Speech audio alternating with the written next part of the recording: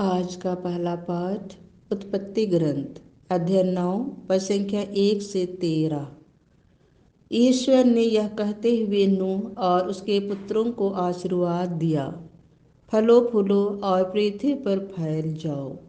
पृथ्वी के सभी पशु, आकाश के सभी पक्षी, भूमि पर रेंगने वाले सभी जीव जंतु और समुद्र की सभी मछलियाँ, इन सबों पर तुम्हारा भय और आतंक छाया रहेगा।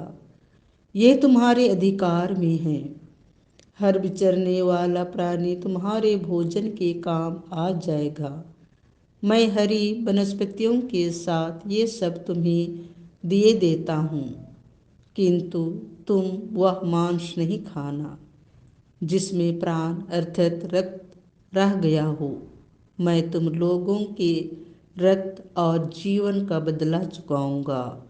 मैं प्रत्येक पशु को उसका बदला चुकाऊंगा और प्रत्येक मनुष्य को उसके भाई के जीवन का बदला चुकाऊंगा। जो मनुष्य का रक्त बहाता है, उसी का रक्त भी मनुष्य द्वारा बहाया जाएगा, क्योंकि ईश्वर ने मनुष्य को अपना प्रतिरूप बनाया है। तुम लोग फलो फूलो, पृथ्वी पर फैल जाओ और उसे अपने अधिकार में कर लो। ईश्वर ने नूह और उसके पुत्रों से यह भी कहा, देखो, मैं तुम्हारे और तुम्हारे वंशजों के लिए अपना विधान ठहराता हूँ, और जो प्राणी तुम्हारे चारों ओर विद्यमान है, अर्थात पक्षी, चौपाए और सब जंगली जानवर, जो कुछ जहाज से निकला है, और पृथ्वी भर के सब पशु, उन प्राणियों के लिए भी मैं तुम्हारे लिए यह विधान ठहराता हूँ। कोई भी प्राणी जल प्रलय से फिर नष्ट नहीं होगा, और फिर कभी कोई जल प्रलय पृथ्वी को उजाड़ नहीं बनाएगा। ईश्वर ने यह भी कहा, मैं तुम्हारे लिए, तुम्हारे साथ रहने वाले प्राणियों के लिए और आने वाली पीढ़ियों के लिए जो विधान ठहराता हूँ, उसका चिन्ह यह होगा, मैं बादलों के बीच अपना इंद्रधनुष रख देता हूँ। वह पृथ्वी के लिए ठहराए हुए मेरे विधान का चिन्ह होगा। यह प्रभु की वाणी है।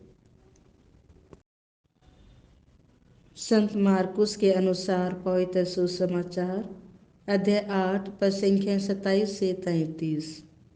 ईसा अपने शिष्यों के साथ कैसरिया फिलिपी के गांवों की ओर गए।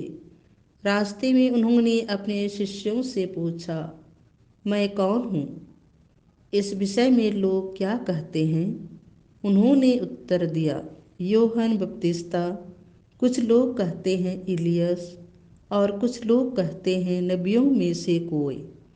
इस पर ईसा ने पूछा, और तुम क्या कहते हो कि मैं कौन हूँ? पेतरुस ने उत्तर दिया, आप मसीह हैं। इस पर उन्होंने अपने शिष्यों को कड़ी चेतावनी दी कि तुम लोग मेरे विषय में किसी को भी नहीं बताना।